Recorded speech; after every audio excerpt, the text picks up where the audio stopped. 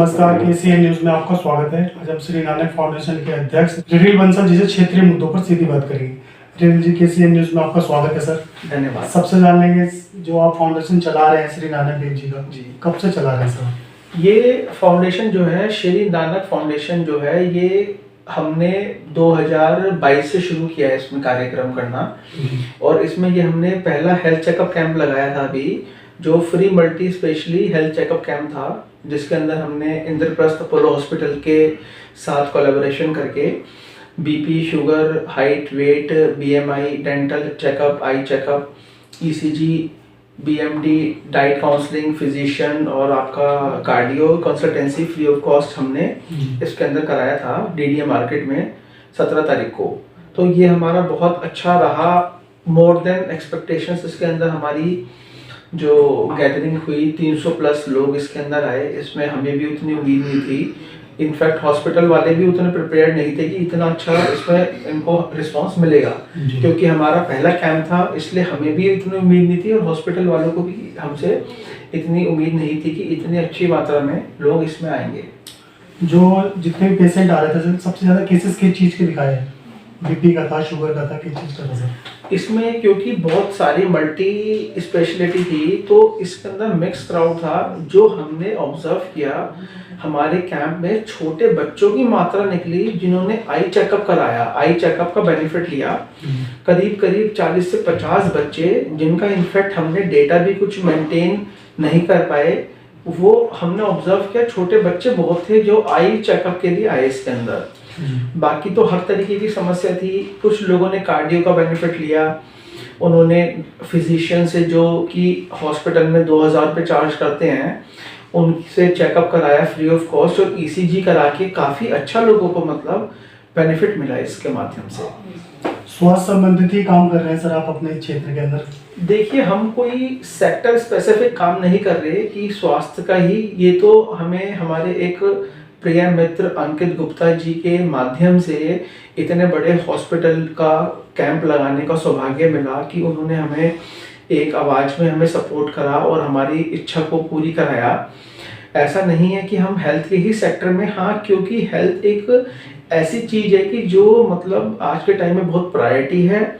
हम शिक्षा की तरफ भी चाहेंगे कि कुछ हमें करने का सौभाग्य मिले, परंतु हेल्थ में हमें एक अच्छा ऑप्शन मिला, अच्छा अस्पताल मिला।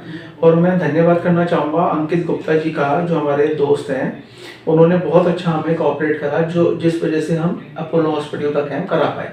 जी, सारे डॉक्टर अपोलो हॉस्पिटल से ही आए हुए थे सर? हाँ, टोटल पैनल अपोलो हॉस्पिटल का था, सारे फिजिशियन और पूरी टीम थी। करीब 16 लोगों की टीम आई थी इनकी, और बड़ा अच्छा उन्होंने मतलब मैनेजमेंट किया हुआ था। बहुत अच्छा लोगों का फीडबैक आया। जितने भी पेशेंट आए थे सर, आईपी एक्सटेंशन के थे कि बाहर से भी पेशेंट आए थे sir? Majorly patient IP extension के थे, परंतु कुछ हमारे जिला शाहदरा के थे, क्योंकि हमारा निवास स्थान शाहदरा है, तो वहाँ से काफ़ी उधर से भी कुछ लोग आए थे, इंदिरापुरम से भी आए थे, मतलब भिन्न भिन्न क्षेत्रों से थे। पर मैं मानता हूँ करीब 60% जनसंख्या हमारी आईपी एक्सटेंशन की थी, पर 40% लोग हमारे और भी क्षेत्रों से आए थे। तो ये देख के हमें बहुत अचंभा हुआ कि हमारे कैंप में मतलब इतने जगह जगह से लोगों ने पार्टिसिपेट किया। सर, कुछ लोग जिस तरह की संस्था आप लोग चलाते हैं, जैसे गुरु नानक फाउंडेशन चलाते हैं, कुछ लोग ऐसे भी होते हैं जो राजनीति चमकाने आ जाते हैं, इसको लेकर आपने कभी आवाज उठाई सर? राजनीति, देखिए, हम किसी के पर्सनल ओपिनियन पे कि अब हम उस पे कमेंट नहीं करना चाहते। ये सबका अपना एक दायरा है कि किसको किस क्षेत्र में करना है, किसको अपना करियर राजनीति में बनाना है, तो वो उसका वो लेके चलता है पहले दिन से। हमारा इसके अंदर देखिए, राजनीति को लेके कोई ऐसा वो नहीं है, इसलिए हमने कहीं से कहीं तक किसी राजनीति पार्टी से जुड़ के और किसी का सहयोग लेके किसी भी तरीके से हमने इस कार्यक्रम को नहीं करा।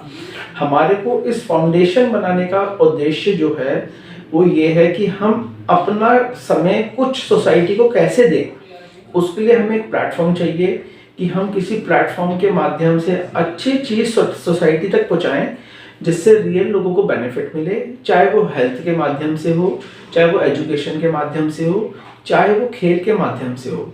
हम खेल के प्रति भी आगे कुछ नई मुहिम बनाने की सोच रहे हैं। कि कुछ नए स्पोर्ट्स को हम इस फाउंडेशन के माध्यम से लाएं और आगे बच्चों को जोड़ें। जो एक हमने इस लाइन को सुना उसे हम अपने फाउंडेशन के माध्यम से उतारना चाहते हैं। फोन से मोह छोड़ो और खेल से नाता जोड़ो, ये इस लाइन पे हम काम करना चाहते हैं आगे। जो छोटे छोटे बच्चे फोन को यूज करते हैं, और हमने जैसे कि आपको बताया हमारे कैंप में करीब 40 से 50 छोटे बच्चे आई चेकअप कराने आए थे, तो वो उसको देख के हमें लगा कि हमें कुछ ऐसा करना चाहिए सोसाइटी के लिए। तो कहीं ना कहीं लगता है सर फोन से आंखों की रोशनी खत्म होती जा रही है। देखिए, मैं औरों को क्या बोलूं, मैं खुद उसका भोग रहा हूँ उस चीज को। हमारा तो जबकि काम ऐसा है सीए का, तो हमारा तो पूरे दिन कंप्यूटर का काम है और फोनों से हमारे सारे संपर्क होना, व्हाट्सएप और बहुत सारी ऐसी चीजें हैं। तो मैं तो खुद उस चीज को इतना सफर कर रहा हूँ, तो मैं देख रहा हूँ हमारे पास मेरा तो पर्सनल यूटिलाइजेशन फोन का सारा ही मतलब ऑफिस वर्क वाला है, पर बच्चे तो यूट्यूब और बहुत सारी अदर सोशल चीजों पे टाइम लगा रहे हैं, तो इससे फर्क तो पड़ता है आपको। पड़ता है, बिल्कुल नेगेटिव है। इसके अलावा सर आपने श्याम बाबा का कीर्तन भी बहुत धूमधाम से करवाया, इसकी कुछ बताएं दर्शकों को सर आप। देखिए, जो श्याम बाबा का कीर्तन था जिसकी जानकारी आपको पता चली, वो हमारी संस्था है श्री श्याम सीए मंडल, मैं उसका एक मेंबर हूँ, सदस्य हूँ उसका मैं। तो इसमें करीब हम 115-16 चार्टर्ड अकाउंटेंट भाइयों ने सबने मिलके और सबके सहयोग से ये बाबा का बहुत विशाल कीर्तन हुआ। मतलब मुझे सबसे ज़्यादा खुशी है कि मैं एक ऐसी उससे जुड़ा संस्था से जिसका विजन इतना बड़ा था, इतना भव्य कार्यक्रम हुआ कि मतलब मैंने कभी नहीं सोचा था कि मैं इतने बड़े संस्था, इतने बड़े कार्यक्रम का हिस्सा बन सकता हूँ, बन पाऊंगा। तो मतलब ये हमारी संस्था है जी, उसने मिलके कराया। हम 116 उसमें सीए जुड़े हुए हैं। सर इन सबको जो ऑर्गेनाइज आप करते हो, सारा फंडिंग वगैरह आप स्वयं अपने माध्यम से किया जाता है आपके? देखिए, हमारा जो भी हम कर रहे हैं सब अभी सेल्फ फंडेड ही चल रहा है। आगे आगे जैसे सोसाइटी में कुछ ऐसे लोग होते हैं जो करना चाहते हैं बट उनके पास कोई प्लेटफॉर्म नहीं होता या कोई सोच नहीं होती या करने के लिए मैन पावर नहीं होती, तो हम आगे और ऐसी चीज़ें डेवलप करेंगे कि जो लोग चाहते हैं करना पर वो कर नहीं पाते किसी भी कारणवश, तो हम उनके साथ मिलके जैसे भी होगा तो कुछ हम उनको असिस्ट करेंगे सो दैट कि वो जो उनकी जो चाहत को हम सच्चाई में बदल पाएं। पर अभी जो भी हम कर रहे हैं सब अपने बड़ों के आशीर्वाद से जो हमारे पास है उससे हम कर रहे हैं अभी। तो भाई आपसे जान लेंगे आपके प्रेरणा स्रोत कौन रहे हैं सब जो आप कर रहे हैं काम? देखिए, हमारे जो परिवार में जो हमारे परदादा जी थे, मैंने उन्हें कभी देखा भी नहीं, पर हमने जो सुना है वो ये सुना था कि वो ना सदावर्ती थे। सदावर्ती का मतलब ये होता है कि कभी उनके यहाँ से आके ना कोई खाली नहीं गया। तो हमारे बचपन से ये इंस्पिरेशन थी कि हमें अपने परदादा जी के उस पे ही मार्ग पे चलना है, क्योंकि हमारे परिवार में हमारे ताऊ जी हुए, पिताजी हुए, हमारी दादी हुई, सबका हमेशा यही स्वभाव रहा कि सोसाइटी के लिए कुछ करो, अच्छा नहीं कर सकते तो बुरा तो मत करो। तो बस वही हमारे परिवार से और हमने बचपन से ही सीखा। फिर सोसाइटी में हमारे बड़े हैं, एक सुरेश बिंदल जी हमारे बड़े सम्मानित हैं, मैंने उनके पास भी 2-3 बार समय लेके गया, मैं उनसे समझने की भी मैं ऐसे ऐसे करना चाहता हूँ, कैंप लगाना चाहता हूँ छोटा सा, तो उन्होंने मेरा बहुत अच्छा मार्गदर्शन करा। तो ऐसे सोसाइटी में बहुत हैं, पर हमारे शुरू से परिवार ने हमें यही संस्कार दिए हैं कि हमें कुछ अच्छा सोसाइटी को देना चाहिए। कुछ मैसेज देना चाहेंगे नए साल को लेकर? नए साल को लेकर मैं यही कहना चाहूँगा कि हमारी पूरी कोशिश है कि हम कुछ नया और कुछ अच्छा अपनी सोसाइटी के लिए लाएं, क्योंकि हमने अभी तक हमेशा सोसाइटी से लिया ही लिया है। अब हमें कुछ सोसाइटी को देने का टाइम आया है कि हम सोसाइटी के लिए अपने कुछ कर्तव्य अदा करें।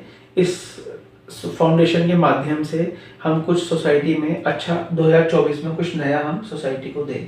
बहुत बहुत धन्यवाद सर आपका, आपने समय निकाल कर हमसे बात की, शुक्रिया।